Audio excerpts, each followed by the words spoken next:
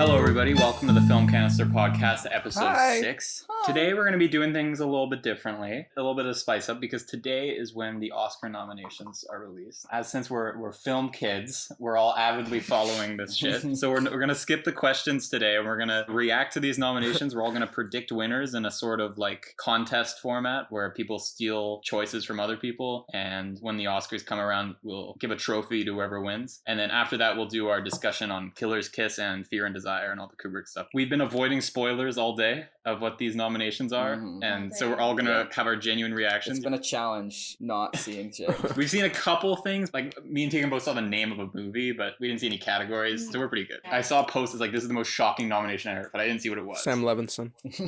So I'm excited to see it. You're gonna hear the audio from the Oscars live stream. We're all watching together on Discord. Okay, is everyone ready? David Rubin. Who is David Rubin? No idea. I don't know. Sweet. Good morning, everyone. I'm coming to you from the Academy Museum of Motion. Who the fuck are you?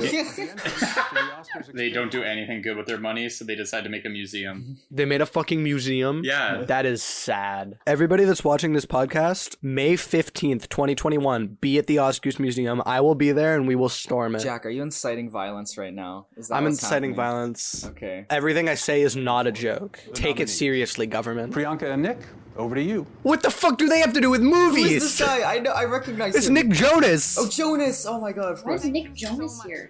First up, actress in a supporting role. Oh. Maria Bakalova in Borat's subsequent movie What? film. Seriously?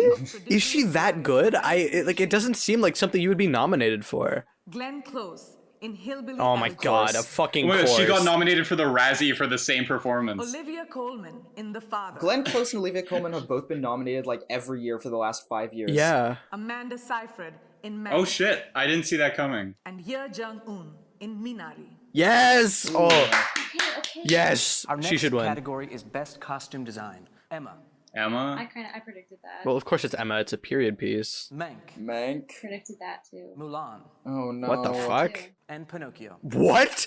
There's a Pinocchio movie? That's a movie? Are the nominees for Best Original Okay. Score. Score. Okay, Minari, definitely. Defy Bloods I hated the way he said that. As white as possible. and Soul. Soul's definitely getting in. Trent Reznor got 2 fucking nominations this year. Soul was very good. I liked the score a lot. Best Adapted Screenplay and Best Oh shit. Original Screenplay. Is Borat gonna get nominated for this? Borat's adapted? Borat's subsequent movie film. It's adapted. That's so funny. Why That's is such it a for technicality. adapted? That's so dumb. What is it adapted from? It's adapted from the first movie. And now the nominees for Best Original Screenplay. Ooh. I wonder who's gonna Judas win and the this Black category. Messiah. It's not like I want it to be Trial, but it's gonna be Trial. Promising Young Woman. Yay! Emerald Fennell. Sound of Metal. Ooh. That's kind of a surprise. I thought it would be either Judas or Sound of Metal. Is Trial not getting nominated? And The Trial of the Yeah, Chicago there we Seven. go. They paused for so long just to like throw you off. Like you thought we weren't gonna do it, huh? Yeah. Wait, what's missing? What's missing? Mank's not here. Oh whoa, that's surprising. Wow. No They man. didn't sub- Holy shit. And that was written by like his dead dad. I thought they'd do that. Yo, what if they nominate Bad Day for Best Short Film? For Best Live Action Short Film, the nominees are Bad day. Bad Day, Bad Day, Bad Bad Day. Day, Come come on. What if a different short film called Bad Day gets nominated? The human voice is definitely gonna be here. That's the Pedro Almodovar. What if it isn't and you are about to look like an idiot? and White Eye. Whoa, Congratulations they to just everyone. Holy snubbed shit. Pedro Almodovar. Holy That's fucked shit. up. Oh wow. They always snub Pedro Almodovar. The nominees for an actor in a supporting role. Ooh. Let's see this. Daniel Kaluuya in Judas and the Black Messiah. Yes. Yes, I love you, Daniel. Leslie Odom Jr.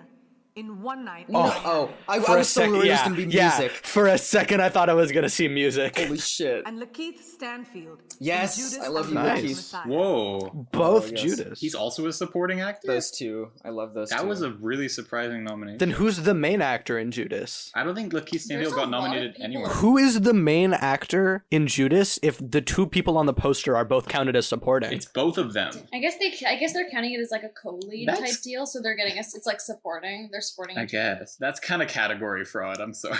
I don't think Lakeith Stanfield got nominated anywhere. Best documentary feature. Ooh, Oh, documentary. this is And they my are favorite category. Watch them not snub everything. Collective. They do that all the time. What were the documentaries this year? I'm guessing Boys Time? State, Dick Johnson is Dead, Time. I have not seen any. My Octopus Teacher. Oh, I heard Oh, that. right. I've I've literally heard seen that. that. I've literally seen that. I've watched that on. They video. snubbed Boys State and the Dick Johnson is Dead. They snubbed like all the front runners. Oh yeah, I wanted to see Boys State. They always snub like big documentaries.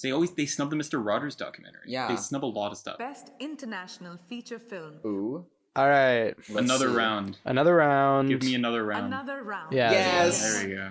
Better Days. Hong Never Kong. heard of that. Collective. Romania. Never heard of that. The Man Who Sold His Skin. Never heard of that. Never heard of it. Quo Vadis Aida. Sweet. Wow. I haven't seen 4 out of 5 of these. Another round's gonna win, guys. I'm glad Benari's not in this category because that's so stupid. Yeah. Yeah. Best Achievement in Sound. Wait, did they just switch the 2 categories together? They merged it into one category. Well, they couldn't tell the difference between the two anyways, so they... That's fucking hilarious. Oh my god. They literally just gave into the meme that they couldn't Yeah. fucking tell the difference between the 2 categories. That's hilarious. Okay, back-to-back Bohemian Rhapsody wins again. Oh my god, yeah. Best production design. Production design. Mank Mank, it's Orson Welles. Mank is Orson Welles. Mank. and Tenet. Luca's gonna scream at that one. Oh my god. Tenet! Holy shit. The fucking Tenet for production design? Ooh. Why? Best cinematography. Can we have First Cow? That would be awesome. Oh my god, if Cherry gets nominated, I'm gonna scream. Cherry. Judas and the Black Messiah. Oh, Judas, good. Nomadland. Yay! Ooh, cool. And the Trial of the Damn it. Chicago Seven. What? Damn That's it. not- Damn That's it. not that good cinematography. Best Visual Effects. The Midnight Sky. My mom really wants me to watch Midnight Sky. Mulan. Oh, fuck off. If Mulan gets Oh, an God. Oscar. And Tenet. Tenet got another one! Tenet has 2 Oscar nominations. Oscar nominated Tenet. Best makeup and Makeup and hairstyling. hair. Hillbilly Elegy. And it's because they did old person makeup on Glenn Close. If they make a person look old, then it gets a nomination. That's just how it works. Mank. Mank. It's Orson Welles. Yeah.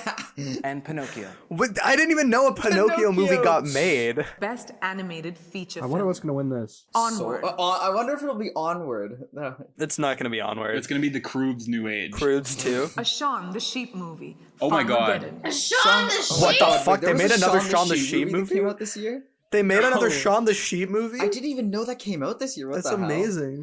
Farmageddon. Shut the fuck up. That sounds like a Plants vs Zombies spin-off game. Best original song. Are we gonna get Wuhan flu from Borat? Stop! Oh my god! If they do that, I'm gonna cry. I'm gonna For cry. actor in a leading role. Oh, actor in a leading role. Stephen Ooh. Yeun, please. Give me Stephen Yeun. oh please, Stephen Yeun, please, Stephen Yeun. Riz Ahmed in Sound of Oh, Metal. I love you, Riz Ahmed. Oh my god! Wow! I wasn't expecting that honestly. Chadwick Boseman. Yes, Okay. Yeah. I want Stephen Yeun. Anthony Hopkins. Fucking of In The course, Father. whatever. I don't give a Yeah. shit. He's nominated for everything he's ever been in. I heard he's really good in it. Gary Oldman in Mank. Fuck off. It's Orson Welles. Stephen Yeun, Stephen Yeun, Stephen Yeun. And Stephen Yeun. Yes!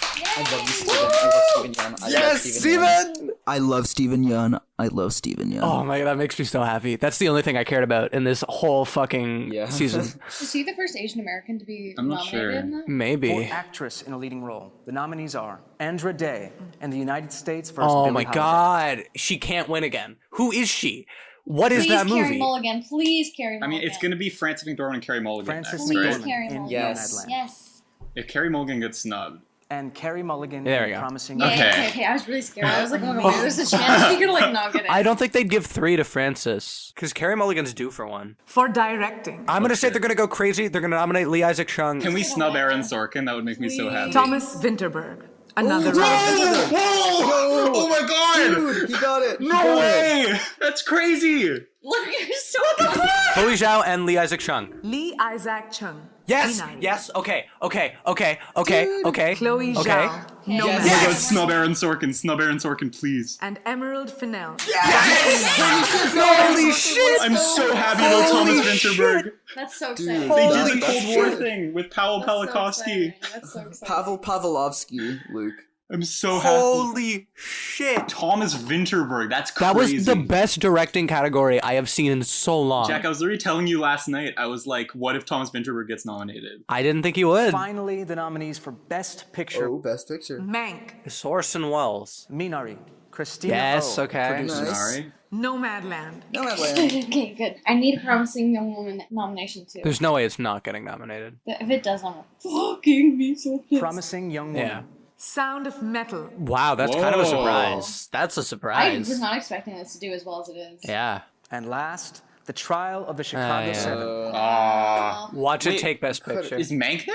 Wait, did One Night in Miami not get in? No. No One Night in Miami. No Ma Rainey's Black Bottom. Oh wow, that's kind of surprising. Wow, what the hell? Now I'm kind of wondering, I wish Mads Mikkelsen got in since Thomas Vinterberg got in. That would have been cool. But I wouldn't have traded Steven Yeun for Mads Mikkelsen. No, neither would Yeah. I. Fuck. That directing category is fucking bananas. That's so good. I'm so glad Aaron Sorkin didn't get shit. I'm a little disappointed we didn't get a 3-woman in that category thing. Mhm. Yeah, but I mean, it's still crazy. At least they didn't snub like Emerald Fennell for Oh Aaron my Sorkin God. or something. That would have made me I would scream. have fucking lost it. I'm so happy Aaron Sorkin got snubbed. And I was like, oh my god, guys, Thomas Vinterberg is gonna be Paul Thomas Anderson getting nominated for Phantom Thread when no one expected him to. It's gonna be Powell Pawlikowski getting nominated for Cold War when no one expected him to. And it fucking happened. I'm so happy about that. Good one. I guessed both Chloe Zhao and Lee Isaac Chung. I didn't think they were actually going to do Lee Isaac Chung because that's something the Oscars would do, but they did The it. DGAs did it.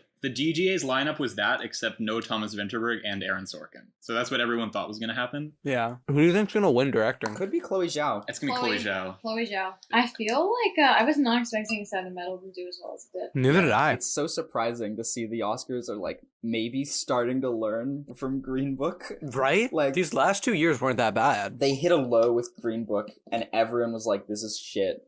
Don't fucking do this again. And so far they haven't, so Yeah. we'll have to see who wins, but I feel like the nail in the coffin for Trial of Chicago 7 winning Best Picture is Aaron Sorkin getting snubbed for director. yeah. Because if it was the best movie, then he would get a nom for Best Director. What do you think's winning it then? Do you think Nomadland has a chance for Best Picture? I totally think it does. Yes, Yeah. I really wanted to win. It's the front runner to win. I feel like Minari and Promising Young Woman probably have a better chance at winning than Trial now. I'd be really happy if both Promising Young Woman or Nomadland won. I want Minari. The biggest surprise is probably either Lakeith Stanfield or Thomas Vinterberg. I was surprised that both Lakeith and Kahlua got nominated. I'm so happy though. I love those two. This was not that bad. I'm surprised. That was way better than I thought it would. Yeah.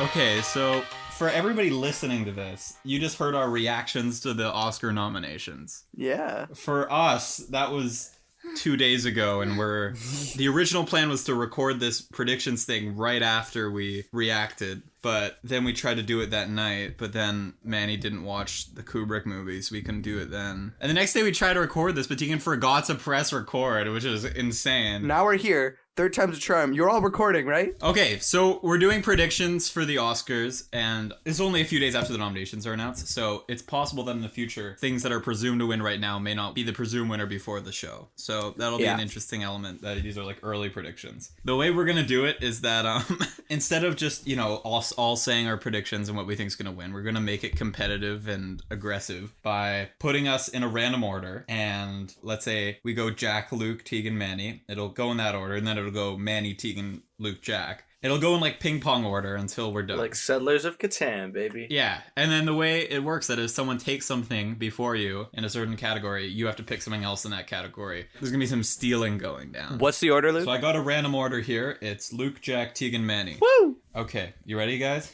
Yeah. Yeah. Okay. Go, I'll go sir. first. I'm gonna take Soul in animated film. I'm going to do Amanda Seyfried for supporting actress. Nomadland, Best Picture. Oh, fuck. I should have done that. I'm gonna do another round for international film, and then I get my second one. I'm going to do Mank for Sauce and for Wells. best cinematography. Mank. You perfected that Mank impression. I'm gonna do Maria Bakalova for supporting. I'll round out supporting and I'll do Daniel Kaluuya. Okay, I'm gonna take Soul in score, and I'm gonna take Carey Mulligan in lead actress. Steven Yeun for lead actor. I want him. Gonna do Frances McDormand for lead actress. Tegan's just gonna round out every Nomadland pick. I'm going to do Minari for original screenplay and Minari for best picture. I'm gonna do Riz Ahmed for lead actor. Sound of Metal for sound. Sound of Funny because Metal. there's sound in it. I'll take Promising Young Woman an original screenplay and Nomadland an adapted screenplay. I honestly wanted Tegan to just take every pick for Nomadland. Sorry. I'm sad now.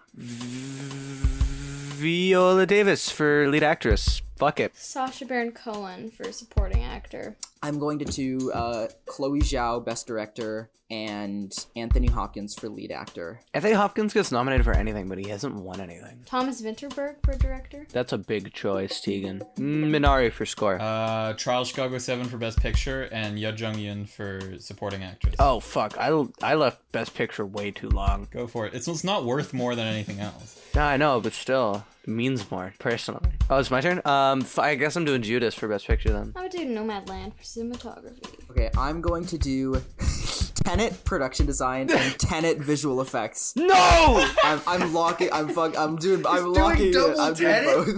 Double Tenet. Yeah. That was my next choice. Just imagine if Tenet fucking wins. If Tenet sweeps both categories. I'm gonna do Trial for original screenplay, even though I don't want it to win. Screenplay Judas. Original? Yeah. Wait, it's not in adapted. Yeah. Okay. You fool. Okay, I'm going to take Time in documentary and I'm going to take One Night in Miami in original song. Octopus Teacher for documentary. Shit, dude. I wanted to do that one. I had to. He's an octopus teacher. One Night in Miami adapted screenplay. Okay, I'm gonna do Mank for costume design and Mank for sound. Fuck off. Manny has 5 Manx. Jesus Christ, Manny is going for the Hail Marys. He has half of what Mank has been nominated for and both Tenets. Jesus. Fuck Christ. Okay, Tegan. News of the World for original score. Emerald Fennell for director. I'm going to take Chadwick Boseman in lead actor and I'm going to take Sound of Metal in editing. Animated. I'm gonna say Wolf Walkers. Farmageddon! Okay, I'm going to do Lakeith Stanfield, supporting actor. I love him. And I'll do Onward animated film. That would be fucking hilarious. That would be so. Imagine if a fucking Onward wins over Soul. That would be fucking funny. Ma Rainey for costume. Mank, Source and Wells. Production. I'm going to take The Letter Room for live action short, and I'm going to take Hunger Ward for documentary short. Back to you, Jack. Midnight Sky for visual effects. To Greyhound for sound. Cause big gun shoot pew pew. Borat 2 for adapted, and then I'll take Mank for score. Going for the Mank sweep. Holy shit, I man. have to, dude, okay. I'm gonna scream when Mank wins anything. Okay. I am gonna fucking scream. I'm gonna do Trial for editing. Even though I want Promising Young Woman to win. Yeah, but it's not because the Oscar sucks. The Father for adapted, I guess. Father? Okay, I'm gonna take Hillbilly Elegy in makeup. Because I think they did old people makeup in that and they love that shit. When they made Gary Oldman look like Winston Churchill, they gave it makeup, so. Yeah. Yeah, that's. And for director, I'm gonna pick David Fincher. Wait, for which movie is David Fincher nominated? For Mank. There we go. Mank. There we go. Judas and the Judes for cinematography. And the Jews, excuse me? Jack's audio just cut out and I heard him say Judas and the Jew. No, that was what I said. Nothing cut out. That's what he said, yeah. Cinematography. Give me that cinnamon, baby. I'm gonna do The Father for production. Why did she just do like that kid yodeling in the Walmart? I'm literally a yodeler. Okay, I'm going to do Crip Camp for documentary and Genius Loki for animated short. Or is it Loci? I don't know. No, you took Genius Loki, you motherfucker! For documentary, I'm going to take The Mole Agent. Song, Trial of Chicago 7 because that song is shit, and they'll probably give it to it. For animated short, I'm gonna go with Burrow, because it said it's about a bunny. That sounds kind of Oscar-worthy. That sounds like a cute thing to pick. Okay, in costume design, I'm gonna take Emma. Costume design will go to fuck it, Locking Pinocchio. Imagine fucking Pinocchio win. Fuck it. International film, I'm gonna go The Man Who Sold His Skin. Imagine doing that though. Selling your skin, dude, that'd be crazy. Why would you do that? That's such a dumb thing to do. I am going to take Nomadland for editing, and then original song, I'll take a Eurovision Song Contest. You picked the fucking Will Ferrell movie. Good job. Judas and the Black Messiah for original song. I'm gonna do Promising Young Woman for editing. I want that to win. I hope you're right. Do you want it to win because it has good editing, or just because it's Promising Young Woman? No, because it actually is really good. I really like its editing. Really? I heard people say the opposite. No, I really like it. I think the editing is really clever. Okay, cool. Supporting actor. I guess I'll go Leslie. I'll take Ma Rainey's What, Black Jack? Bottom for production design. Jack. International film, fuck it. Hong Kong representation, Better Days. Represent Wong Kar-wai. He did not direct Better Just Days. because he's from Hong Kong. Okay, he's from Hong Kong. Whatever. United States representation for Kubrick. Let's go with Pixels. He's dead. You can't represent him. He's dead. I'm gonna do Mulan, visual effects. God, I hope Mulan doesn't. I just feel like it might. Okay, I'm gonna take Soul for sound, and for VFX, I'm gonna take the one and only Ivan. The monkey movie? Yeah, the monkey movie. I read the book. Makeup and hair. What has hair? I'm going Mank. Mank. Oh, I should have got Meg. Mank, it's Orson Welles. I guess I'm gonna do Ma Rainey for makeup and hair. For lead actress, Vanessa Kirby, because she has Kirby in her last name, and I like Kirby. That's not. I am going to lock Glenn Close for Hillbilly Elegy, Best Supporting Actress. Because she's gotten so close to getting an Oscar Shut the every fuck time. up. Shut up. Okay, Jack. Manny, she got a Razzie nomination for that performance. And you think she's gonna win? Did she actually? Maybe. Wait, did she? Do not split for documentary short. I only have shorts left to do, and I don't know any of these. Okay, documentary short. We're gonna do Hunger Ward. You already took that. Yep. Love Song for Latasha. I'm gonna take Collective in international film. In cinematography, okay, what's taken? I'm gonna take News of the World because I'm not taking Trial Chicago 7 in cinematography. Yeah. Luke's done. Animated short. If Anything Happens, I Love You. How did nobody take that? Holy shit, how did nobody take that? That's gonna win. What? If Anything Happens, I Love You is gonna win. How did nobody take that? I didn't know what any of these were, man. Well, that's gonna win. Holy shit, I lucked out there. Jack's like, how did I get a winner on the last round? My second last pick, I got a winner. Yes, people for animated short. Makeup and hair, I'm going to do Emma. For live action short, Two Distant Strangers, because it sounds like two identical strangers, which was snubbed from documentaries last year. So. White Eye for live action short. Live action short, okay. Definitely feeling through. And Manny, take the last one. For documentary short, A Concerto is a Conversation. That's the worst title ever, I'm gonna be dead honest. That's like something Manny would say when he's like fucking 50 years old. Okay, we got our complete lineups. Alright, wow, let's go. If you guys want to look at the complete ballots, follow our Patreon. No. That doesn't exist. That's so horrible. Very Do not good say that. I no longer associate with Luke Donovan. Guys, we're starting a Patreon. So let's move into our discussion of these Stanley Kubrick movies. Last time I was given the prompt of us watching the worst film by my favorite director, who is Stanley Kubrick. And so I hadn't seen Fear and Desire, but I knew by consensus that it was his worst film by far. I hadn't even seen a film by him that I wouldn't call great up to that point. So I was like, I wonder what this is going to be like. And it's only an hour long, so we decided to throw in Killer's Kiss as well, which was his other sort of 1 hour long student film that wasn't like one of his greats. So we threw that one in as well. I think Kubrick really decided to shake up the mold with Fear and Desire by making it one of the worst pieces of shit I have ever seen. Yeah. This movie is ungodly bad. It's horrible. It's like borderline unwatchable. Yeah. Kubrick's made some of my favorite movies ever, and this is genuinely one of the worst movies I've ever seen. Okay. Spoilers for Fear and Desire, if you care. The IMDb plot description is 4 soldiers trapped behind enemy lines must confront their fears and desires. Oh my god! They did the thing. So basically, this movie has no plot. Yep. It's just like generic unnamed conflict where there are soldiers that exist. But every side is white people who speak English. It looks like it was filmed in his backyard. It looks like they went to like a public park and just like filmed it there.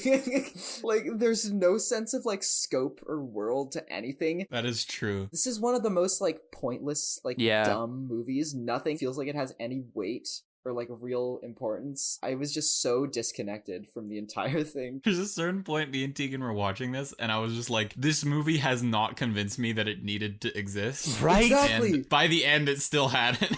I genuinely can't tell you one thing that happened. There's no stakes because you don't give a shit about any of the characters. Literally, I have a theory that, you know how there's 4 of them?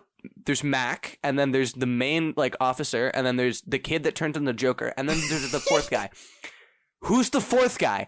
I swear to God, they wrote this movie with those 3 characters, and then in the second act, they were like, fuck, there would only be 2 of them. So they just added the 3rd guy in and wrote him in as like a background extra in the other scenes, because he doesn't have any lines in the first act. He just doesn't say shit. Because there's like the lead funny like guy who does all the quips and shit. Oh my god. I hate all of his quips. I swear to God, half of my fucking notes for this movie are like a line from the movie and then not funny. Yeah.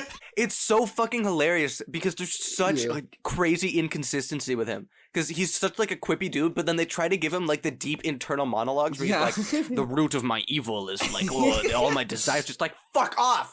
That's not who you are. Stop this fucking anime bullshit. For most other movies we watch, the notes I have are like fairly detailed or like specific. For this movie, all my notes are just like, men bad, I like the dog, dumb movie. I literally have fuck off written down as like 3 separate notes. Literally, okay, the quippy guy, there was a scene where they're like in that house and they fucking, first of all, they like break in, kill a bunch of people, and then grope their soup. That scene was so dumb. Tegan really didn't like that. I don't know why that needed to occur. I literally was like, we did not need to have that happen. I agree with Tegan. I am not like a squeamish dude. Like I can take blood and guts to an extent. Fucking food is where I am squeamish. I cannot take people fucking with food. In this movie, they grab like, what the fuck was it? It was like a piece of soggy bread or some shit. It goes everywhere. One of the dudes drinks a soup and it goes all over his fucking shirt and he's just fine with it? It's not okay. You can't put that shit in movies. It's not okay. Okay, and then after the guy's eating the soup, the fucking quippy guy says the dumbest line. He's like, cold stew on a blazing island.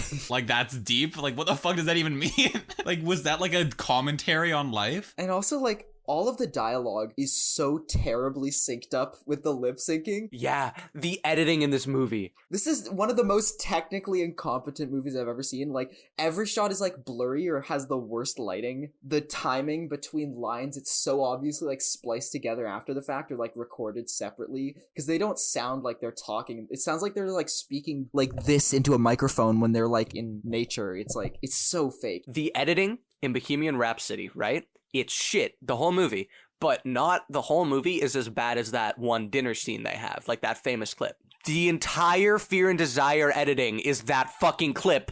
There's this one scene just after they built the raft where Mac's going off one way and then the other 2 people are there. They're having a conversation. They stop talking. There are 5 separate cuts just back and forth to their faces. What the fuck was the purpose of that? It's just back and forth and back and forth. I'm so worked up. Oh my god, I literally have a note that says quick cutting with the plane raft looked bad. The movie was so bad. Okay, the first shot of the movie when they're all standing in that formation with the binoculars, it was like a nice composition and I was like, okay, this can't be as bad as people thought. And then there's no other good shots like that in the whole movie. The first note I have is going in, I assume this is not going to be as bad as everyone says it is, but it's probably just boring, which is why people hate it. I was so wrong. I mean, it's boring, but I was wrong. That's not the only reason people hate it. I can't say I ever like dozed off. It wasn't like Nashville or Pickpocket. There's like an air of like importance to the dialogue that it just doesn't go through with at all. Yeah. Like there's that scene where the guy goes insane and I think Kubrick thought it was like some really like deep shit, like this incredible like moment of just like exploring the human mind. I think he thought it was like some Shakespearean moment when he went off to the river saying that it was blood. Like that was like some grand, like, the river, it's blood. Like, that's like a line from like Macbeth or some shit. Like, it's like some deep philosophical, like, going insane thing that everybody's gonna be like shooken by. But it just came off as like super, like, pretentious, honestly. And it was so, like, out of nowhere as well. Like, for the first third of the movie, the character acts, like, totally normally, and then out of nowhere, when they leave him alone with the girl, he just, like, instantly, like, becomes a completely different person and just starts, like, acting crazy. Yeah. And, like, my notes, I was like, what the fuck just happened to this character? Like, Tegan, can you talk about how we watched this movie, at what pace? 1.25. What?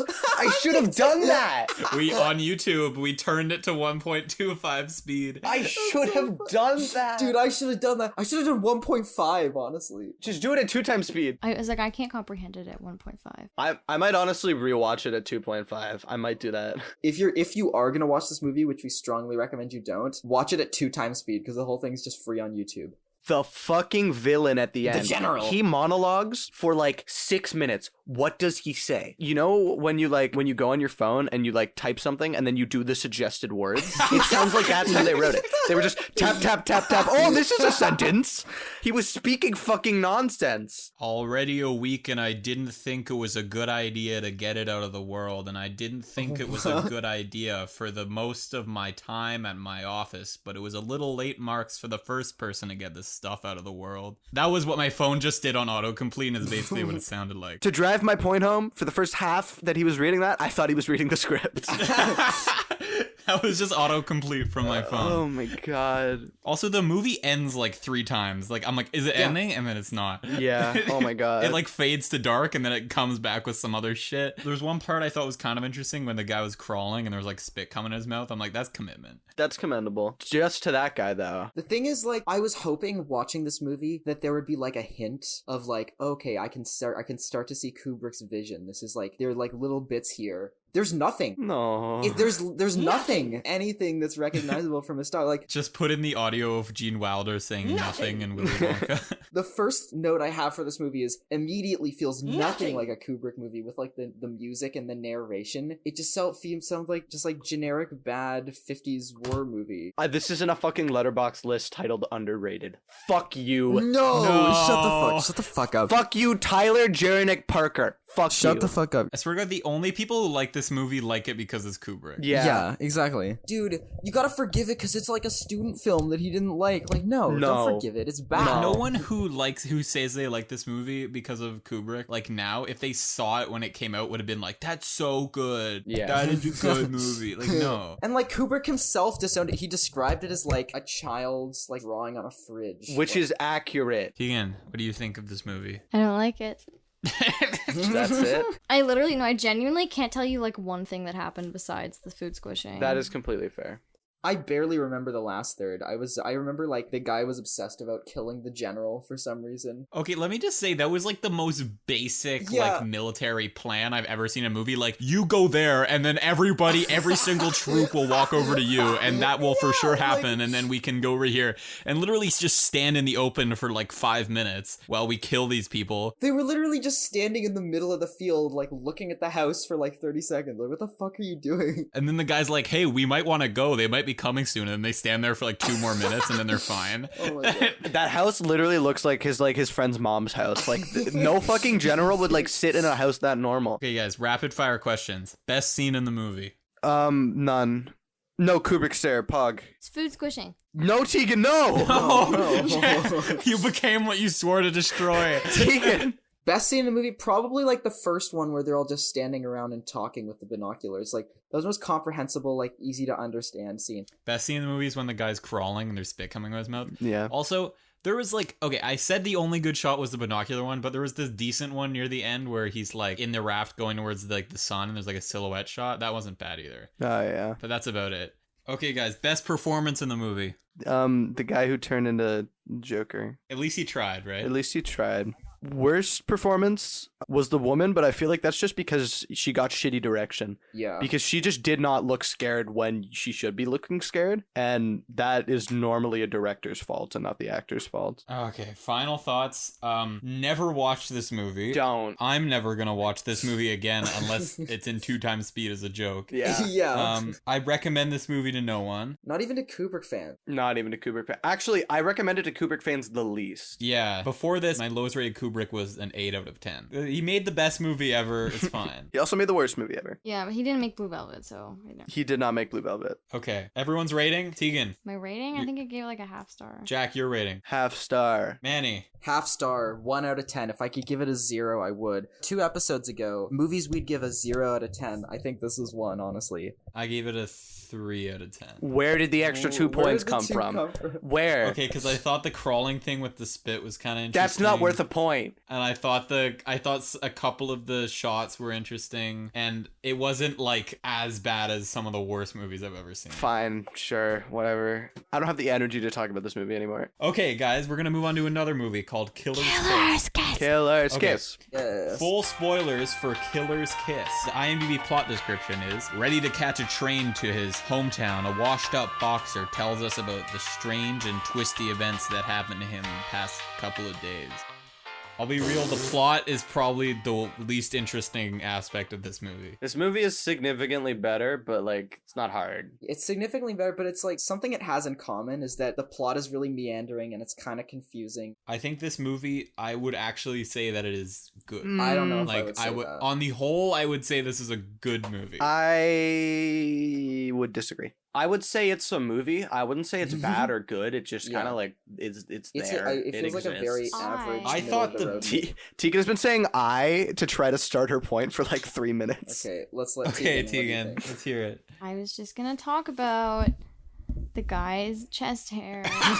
Made me want to fucking throw up. I had to actually look away from the screen because it was just too much. Really? It was really nauseating. Okay, I was fine with the chest hair in this movie. I hated it in Fear and Desire. I hated that fucking dude, the dude that looked like that guy from Brooklyn Nine-Nine. I hated that, but I was fine with it in this movie. Chest hair in general makes me feel really gross. It was so sickening. I just couldn't. Tegan needed me to tell her when it was off the screen so my she could God. look back. The lighting in this movie, I'd say it is actually great. Yeah. I think this was a greatly shot movie. Yeah. I think I would agree. I don't know if I'd go as far as say great. I'd say It's like an it is like okay. on par with, or like some parts are on par with the cinematography in Elevator to the Gallows, which was another noir from the 50s. Yeah. Actually, yeah. No, I see where you're coming from. Think about that scene where the girl is like walking on the street in the dark and it's sort of like has her framed on the bottom and like you see everything passing by. That is an amazing shot. There's just so many scenes in this where I'm like, that is very well done. And I think you can see Kubrick's like great visual eye through this. There's that shot, the reoccurring shot of that hallway coming out of that dance club that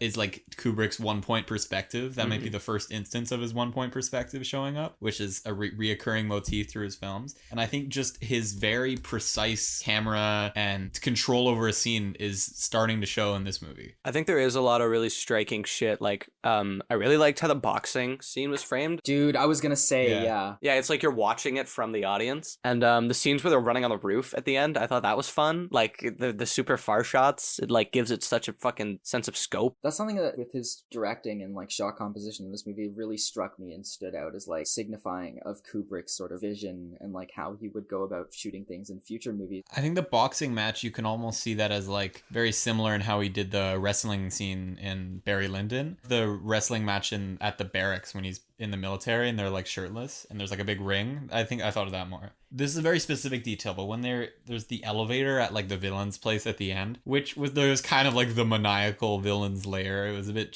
tropey, but yeah, I think it was funny. The sign on the elevator that says like, "You are positively forbidden to ride," or something. No, that's funny. I that's like kind of Kubrick's like humor, like very dry. That comes up in like how Barry Lyndon's narrated, or even in 2001, there's that scene where he looks at the sign that says "Zero Gravity Toilet" and the guy's like scratching his chin, and that's the joke. It's just like very like simple, dry jokes like that, and I feel like that's a good like first instance of that. Another shot that really stuck out to is pretty early in the movie. The shot of his face through the goldfish bowl. Yeah, I love that shot. Almost creating like a literal fisheye lens. You know when people, there's like authors who are like new and they want to seem like they're like very competent authors, so they include an excessive amount of detail. People who are like, I looked into his glistening, moistened with tears eyes or orbs or some shit.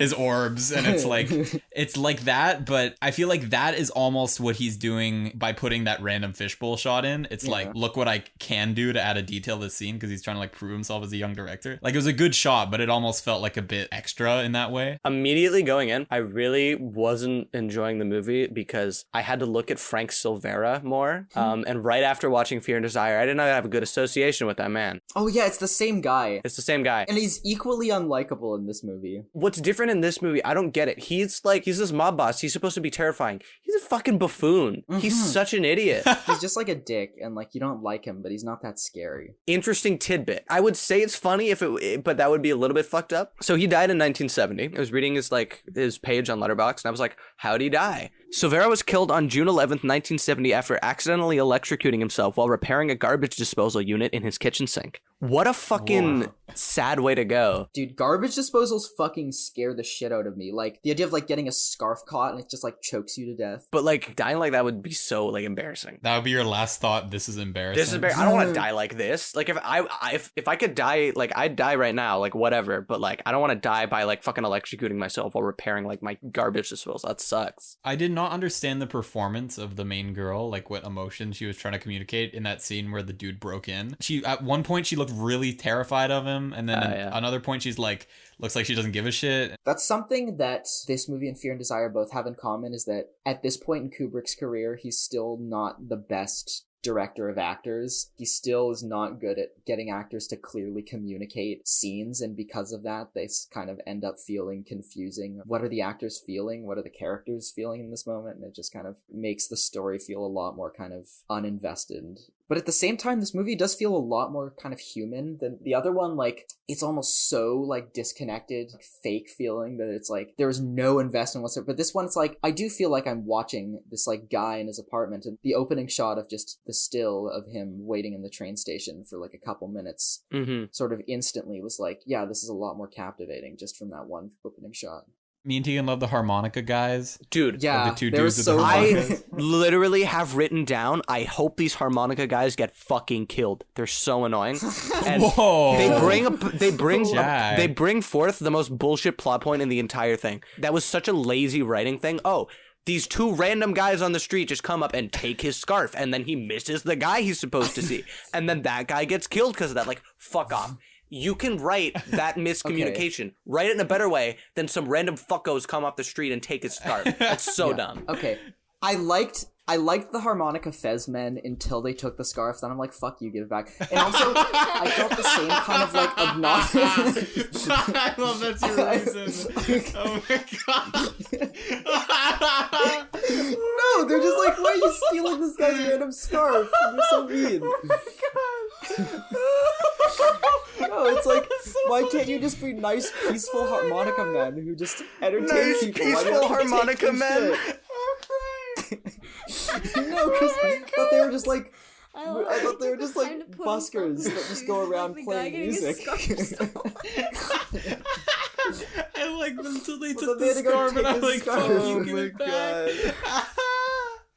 Oh my god. We're losing it. We are losing it. The first time I cried laughed on this podcast, and it was from that.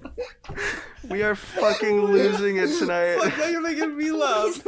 Okay, but God. Jack, like, that frustration you were feeling with that scene, I also felt with the mannequin shop scene. That fight scene went on so much fucking longer than it should have. Like, the main character did not take advantage of any opportunities to do anything. He was just, like, hiding in the back, waiting for the guy to get the gun again. I kind of like their fight scene, though. It got a lot better when they started jousting. I thought that was a really good kind of okay, that's what you're talking about, yeah. Yeah, but I think everything before that, where he's just, like, walking around, like, why aren't you doing anything? Like, you have the upper hand, like, tackle him. Once the sort of axe to spear combat started, I really liked that. That felt sort of, like, sluggish and like, realistically clumsy it was, and that kind of added a lot of tension, but before that point, it was just frustrating. Like, you could do it! Fucking go! And then he just didn't. It was annoying. I thought the scene where she was recounting the story about her sister, like the ballerina. It was like really long, and it didn't really add anything to the story. Yeah, it added literally nothing. I mean, it was cool presentation. Red shoes energy. Oh,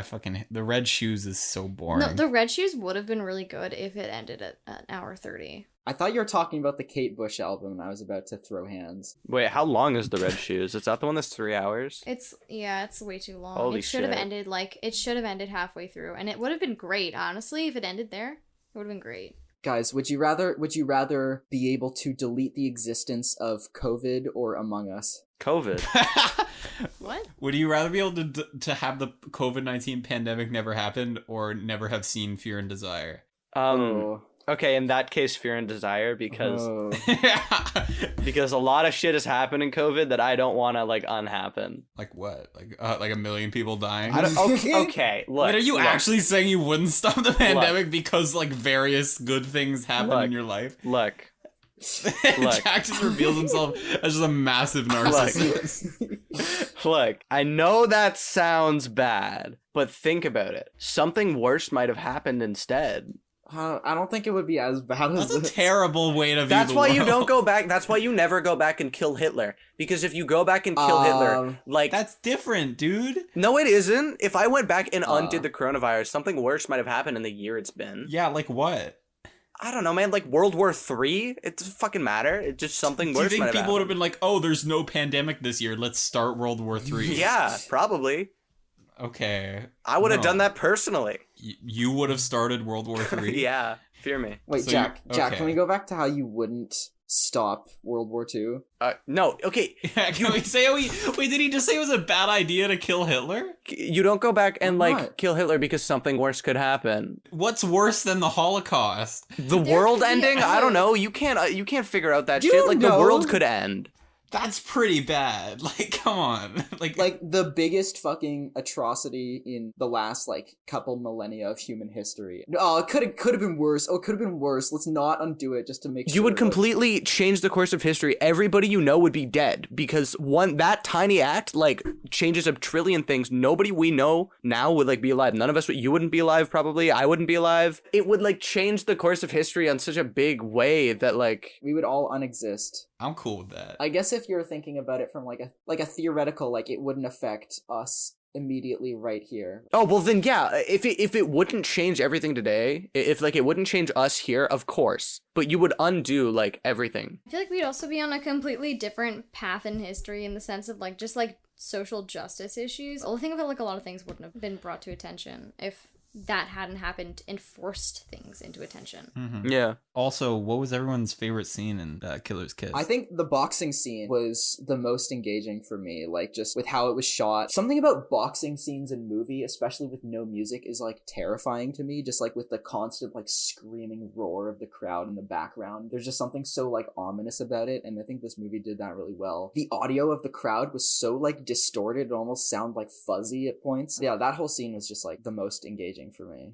I feel like I just like the way that the dance sequence was shot. Mm-hmm. Not necessarily, I know it didn't add anything, I just like the way it looked. Yeah, it was really, I really loved that presentation as much as I wasn't a huge fan of the scene. I guess I like the scene where the one that I mentioned about the lighting being nice on the street. That did remind me of a lot of shots in Elevator to the Gallows where the main girl is walking down the street. That's probably my favorite scene. I really liked the scene where she goes to get her check from the dude. There was like my favorite shot in the movie where she's standing with the guy that's supposed to deliver the boxer's check, and you get like a down the stairs shot, and I just really like the framing of that. But also that was the scene that made me notice that there's music playing like the entire way through. Like I don't think there's like a part in the movie where music isn't playing, but I really like that because even when nothing's happening, it gives it like a nice sense of pace. I kind of disagree there. Something I found about this movie is that the music was really overbearing a lot of the time, and I felt like it created too much noise that just kind of took away from my attention of the scene. Like the whole scene where it's like the mishap happens and like he gets a scarf stolen and then like the guy in the alley,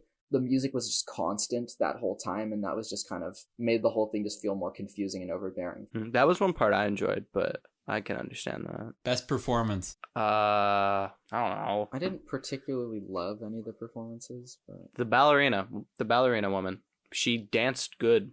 yeah, sure. I guess the main guy, there wasn't anything distractingly bad about the main guy's performance. I guess I'll pick him. What about you, Tegan? think the ballerina. Hell yeah, 3 ballerinas. This whoever acted as the ballerina is probably just like never gotten a shout out on any podcast. She's not even credited. Would you guys recommend this movie? No. No, probably not. What about to Kubrick fans? No. Maybe to Kubrick fans. To like hardcore Kubrick fans, I'd be like, if you want to like go through all of his catalog and you want to see everything he has to offer, still skip Fear and Desire, but maybe pretend that this is his first movie. Kubrick made better movies in the 50s. Just go watch those. I'd recommend this if you're just like, I don't want to pay attention to the story and I want to watch a noir movie for 1 hour that looks decently good. Yeah. Visually. Sure. So if that's the mood that you're in, go watch Killer's Kiss. Final thoughts. I'm giving it a 6.5. I think it's a good movie. I think it's very well shot. I think it's never gets like boring except for that one ballerina scene. The plot is just stupid as hell. Like there's, as Jack said, like the contrivance with the scarf is dumb. Yeah. And like just the entire story, like I'm very uninvested. I don't think I'll ever watch it again. But, definitely not. I didn't hate it while it was on, and it was very well shot. And it's a massive step up. It makes Fear and Desire look even worse, and it makes this look like fucking 2001. Yeah. I give this movie, I don't give half-star ratings. If I did, this might be a 5.5 out of 10. I was considering a 6, but I'm going to settle on a 5, like a good 5. Yeah, this movie really does not make me feel anything. It exists. I'm giving it a 5. I gave it a 3 out of 5. 6 out of 10. I got another 6 out of 10 truther on my team. Is that it for the movie discussions? That's it for the discussion. We're not doing questions this week because we did the whole Oscars thing. Now we're going to pick our next movie. I got the jar with the name. Let's give it a shaky shake.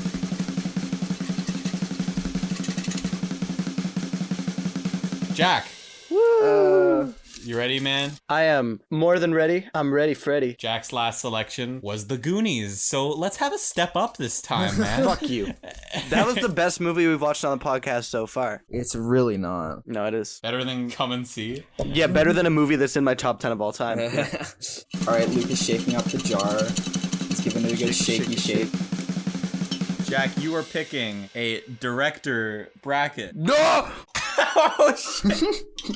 I wonder who it's gonna be. No fucking way. I wonder who is Jack McGrath gonna pick. So here's how the director bracket is gonna work. We're gonna watch through a director's work. Oh my god, we're gonna have to watch so many movies. Holy shit. We're gonna go through a director's entire catalog, or just like their most famous 10 movies. And we're gonna do a little tournament style bracket where we go through each one, pick a winner in a number of matchups, and we end up with our decided number one film by them after discussing through all of them. So, Jack, who's it gonna be? Okay, here's the thing. I could do the obvious choice and make myself happy, or I could do something else. No, fuck it. I'm doing the obvious choice. Yeah. We're doing 10 movies anyway. He has exactly 10 movies. We are gonna do Wong Kar-wai. Hey. Because he's my favorite director of all time, and I want to make Manny watch everything. Didn't you get the box? Yes, holding I up the did. box Hold on. set. I got my box set, baby. I'm holding up my box set from Criterion. I just got it. I have seen 2 movies by Wong so far. I saw In the Mood for Love and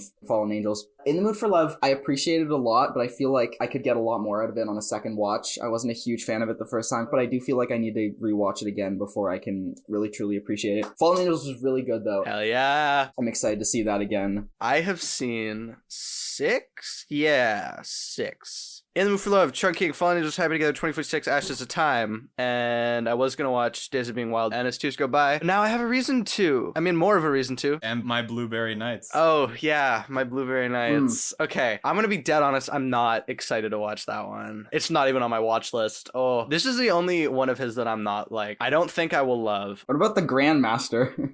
I think I'll like The Grandmaster. I liked Ashes of Time. Okay, here's the thing though. The people who love The Grandmaster are the people who love Speed Racer. That's the overlap. I think Speed Racer looks fun. I like the Wachowskis. I haven't seen Speed Racer in years, but I remember loving it as a kid, so might be fun. We'll see. Tegan, what are you thinking? I'm excited because I like In the Mood for Love, and I like Chunking, and I liked Fallen Angels, but I didn't like Happy Together. So. Okay, but you're gonna like Happy Together this time. Anybody that doesn't like Happy Together, I'm kicking you out of the podcast, like straight up.